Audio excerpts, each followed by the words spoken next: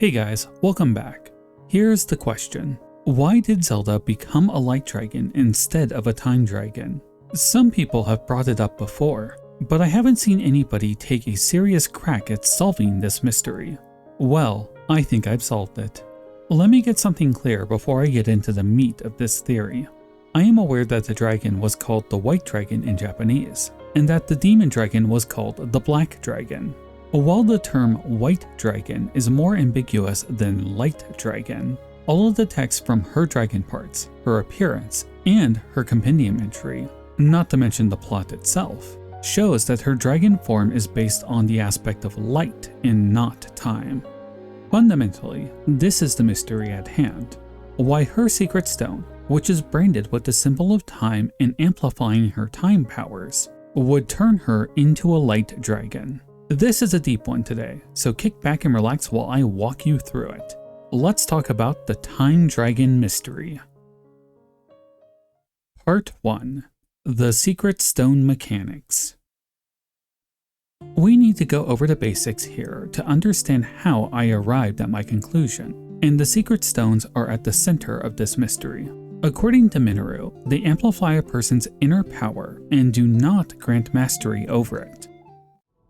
Ultimately, the secret stone only amplifies your power. It doesn't suddenly grant you mastery and control. That's still up to you. This is explained to Zelda, so she presumably has the power to travel through time, but simply lacks the skill to actually do it. Because of this, Sonia is suggested as a teacher to help give her that mastery. This overlooks something though, which is why the stone is enhancing her time powers at all. Or as the story tells us multiple times, she has both time and light powers in her. As for you, I can sense both light and time powers. But your secret stone seems to amplify your time power. Time power. In my past videos, I have presented compelling evidence that each race has an innate elemental power in them. The Zora have water, as talked about in the Sidon tablets. The Rito have wind, which is spoken about by Ornist in his minigame. The Gerudo have lightning, as stated by the ancient sage and Princess Zelda. It then follows that the Gorons would have fire. In a previous video, I made an argument for Hylians having time as their innate power, which is reflected by Link's ability to slow down time when using Flurry Rush, or when he slows down time while drawing his bow in midair. This is supported by the Hylian Knight weapons, giving them a bonus to Flurry Rush. Daruk's journal in Breath of the Wild also supports these claims that Link is slowing time with his abilities. And so I am confident when I say that time is the innate power of the Hylians. After all, they are named after goddess Hylia. They are her chosen people, and she is a time goddess. So if each race has an innate elemental power, and the secret stones enhance that power, then everything makes sense. Well, almost. We'll get to that later. For now, let's run with this as a base premise. When the other sages touch their stones, the same thing happens. It bonds with them and enhances their powers of wind, water, fire, and lightning. Fundamentally, we have to ask why Zelda's time powers are being enhanced over her light powers. If you ask me, it's because her light powers are not innate, but something that she gained along the way, possibly by praying at the 3 shrines of virtue. Or perhaps it could be that the bloodline that she carries has thinned so much that it is practically non-existent. Regardless, what is clear is that when those light powers are being used, every single time, this symbol shows up on her hand, the Triforce. I once made a theory with Zelda about Triforce wielders accessing that power remotely. That the relic could remain in, say, the Secret Realm, but the power could be tapped and used by those connected to it. This is what Zelda could be doing when she calls upon her light to eradicate darkness. In short, it is very possible that Zelda's light powers are not innate to her, and so, when she touched the secret stone, it enhanced her innate power, the power that all Hylians possess, their time power. Now that I've provided some evidence for why a secret stone enhances a person's innate element, it's time to move on to Draconification. Before we get to that, are you enjoying the video? If so, a like and subscribe would go a long ways to helping me out around here. With that out of the way, let's move on. Part 2. Draconification. When a secret stone is swallowed by its user, they change into an eternal dragon. To swallow a secret stone is to become an immortal dragon, one blessed with eternal life. We see exactly 2 instances of this happening, one with Ganondorf and one with Zelda. There is plenty of speculation that the 3 other dragons were once Zonai people who also went through this change. There is a pretty cool Zelda artist named Splattered Colors who made some speculation art on that topic. Her channel is definitely worth a look. A link is in the description. As amazing as that art is, we don't know for sure if this is the case, but I do feel there is enough evidence to support the claim. If Nintendo provides us with more information in the future to invalidate the claim here, well, I'll come back to this. But I really don't think they're going to provide us with anything new on the topic for a very long time, and that is assuming that they ever do at all. So Ganondorf eats his stone and becomes a demon dragon, a dragon born from his innate dark element. 3 other dragons were born from their innate elements: fire, lightning, and water. When Zelda swallows her, she becomes a light dragon. Odd, isn't it? Shouldn't her secret stone, which is enhancing her time powers, make her a time dragon? I say that it should, and I do have a reason for her being a light dragon. But I need to clear something up first. It is my belief that the Zonai's innate power is spirit. Minoru states that her innate power is spirit and that it is being enhanced by her secret stone. If these 3 dragons were originally Zonai who underwent Draconification, we then would have to ask, why did it not change into spirit dragons? It's actually a very simple solution when you think about it. They simply dumped their spirit powers someplace so that all was left was their secondary element. How they gained these secondary elements isn't at all explained, but it might give a clue as to why Rauru also has light. Where did they dump this spirit power, you might ask? I think it was in the ancient Zonai-built Lome labyrinths. I formally propose that the lords of boars, owls, and dragons, the voices that speak to Link in those labyrinths, are the separated spirits of these 3 roaming dragons. They are housed in these structures and guide Link through their trial of wisdom. At the end of that trial, they reveal that they are safeguarding objects of darkness. More important is that when Draconification took place, if they had succeeded in removing their power of spirit, then all that would remain would be the secondary element. And that is what the secret stone then enhanced for the Draconification. As such, dragons of fire, ice, and lightning were born. You can probably see where I'm going with this. Coming back to Zelda, I again ask why her secret stone is using her light power to change her into a dragon instead of her innate time powers. The answer is simple. She dumped her time powers, just like those other dragons dumped their spirit power. How would she have done this, you are likely asking? That answer is also simple. She was guided by the one person who knew all about the process, the one who knew exactly why this process was forbidden, her collaborator, Minoru. Zelda started her Draconification, dumped her time powers, and as a result, the stone only had light to build her dragon form with. That is why she turned into a light dragon. It was the solution that they needed, a means to feed the Master Sword with her light, eternally, until it was needed in the future. Part 3. The Time Dump.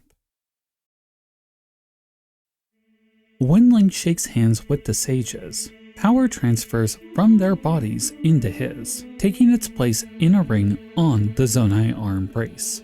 These sages are granting Link a portion of their power, just a fragment, so he can summon their avatar to aid him in his journey. It's important to note that Link does not gain the elemental power of the sage directly, but indirectly through the use of that avatar. This isn't like the direct use of Urbosa's Fury or Rivali's Gale, though the spiritual form of those champions does appear when that power is used. When Link gains access to the Temple of Time, he finds this object. It looks like a secret stone, but unlike the blank ones we see later in the game, this one has a symbol inscribed on it, the symbol of time. When Link interacts with it, he sees a vision of Zelda floating there with her eyes closed. She holds out her hand without a word and waits for Link to take it. When he does, power flows from her into him, taking its place on the back of his hand. Afterward, she disappears, with the transparent stone no longer being there when he opens his eyes. What happened here has been a subject of much debate in the community. Some think that Zelda sent an echo of her power forward for Link.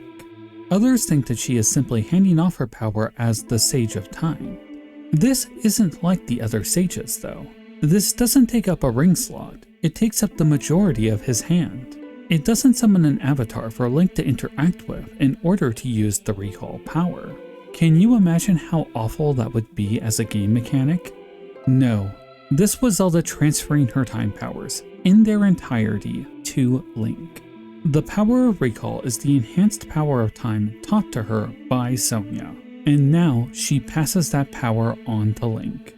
She needed her time power to be separated from her, so the only thing the Secret Stone could enhance would be her light powers, thus ensuring that she would turn into a light dragon. I proposed that she and Minoru decided this was the best course of action, that when she swallowed her secret stone, she would take hold of the Master Sword. Then she would expel her time powers to the Temple of Time where they would stay locked away. From there she would roam the skies as a majestic light dragon. The Temple of Time, the Garden of Time, and some other landmasses would then rise to form the Great Sky Island, a memorial to the now extinct Zonai people. Her time powers would remain there while a construct would wait for her hero to arrive. That construct would hand off the Porapad and direct Link to the Temple of Time, and subsequently claim her discarded time powers for himself. With this, I feel I've explained why Zelda became a light dragon and why Link gained her recall powers. I have one more thing to present, one more mystery to solve before I'm done today. Let's talk about how Link restored the princess. Part 4. Restoring the Princess. At this point, we are all familiar with the scene. After the demon dragon explodes, Link's hand starts to glow. He looks at its brilliance as things fade to white, only to find himself in some cloudy realm, floating there, strangely without a shirt now. Below him is the light dragon, eyes closed, as though she is in slumber. Link's hand starts to move on its own, pointing itself at the creature with flickers of golden light streaming from it to the dragon. The symbol on the back of his hand glows brightly. The spirits of Rauru and Sonia then appear next to him, looking down at the dragon. Without them moving, the flickers of light from Link's hand intensify.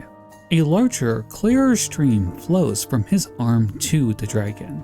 Sonia and Rauru reach their hands out to touch his, similar to the scene we saw in the Gerudo assault. As they touch his hand, there is a glow of teal light. The three of them focus on the dragon as the light beam intensifies, spreading over her body.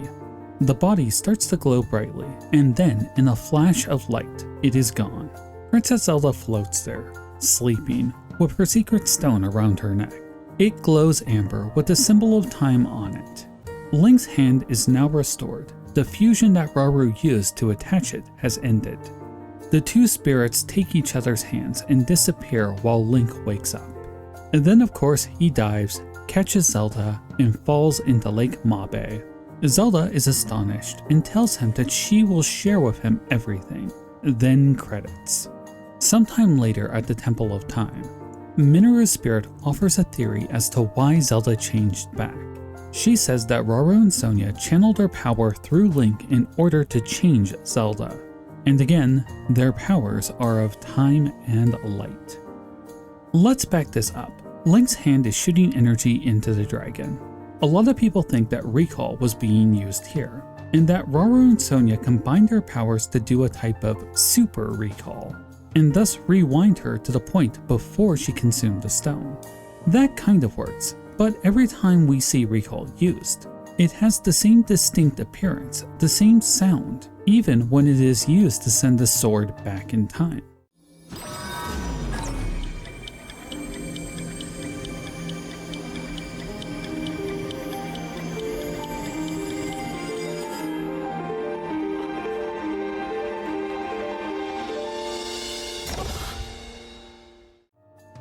I have a different explanation. What Link is doing here, or rather Rauru and Sonia through Link, is returning Zelda's time powers to her. She dumped them in order to manipulate the Draconification to use her light powers. Link picked up that discarded power at the start of the game, gaining recall in the process.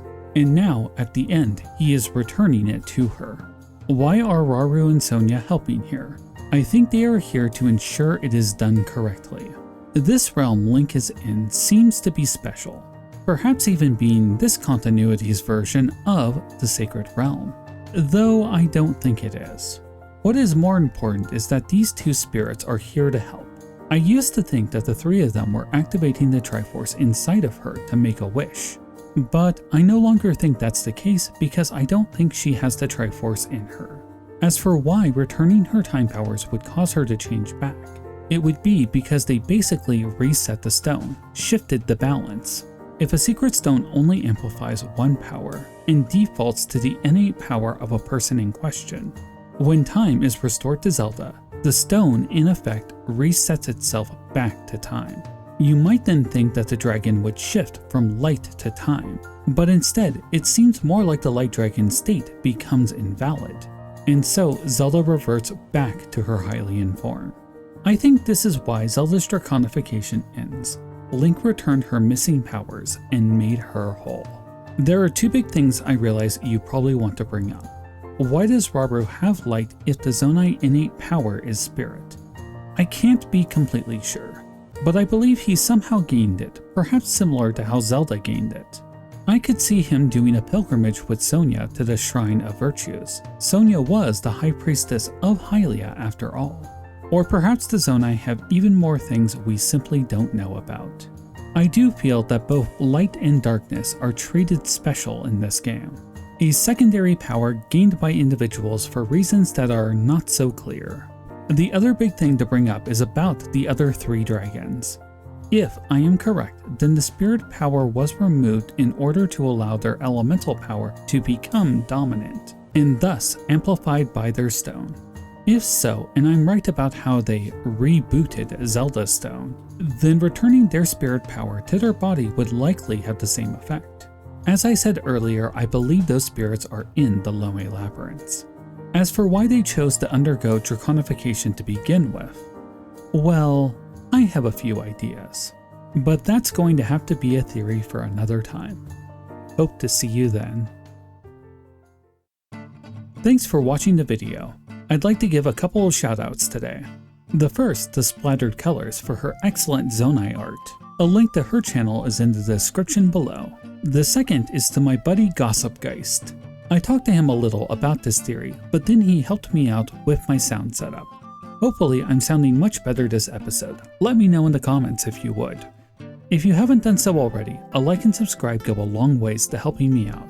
If you're able to do more, consider joining my Patreon or becoming a channel member. Doing so will get you a shout out here on the channel, and you'll be able to talk to me more directly on Discord. I do love talking about this stuff, and I can get pretty chatty at night. Well, that's all I got for you today, guys. Be safe, and may the way of the hero lead to the Triforce.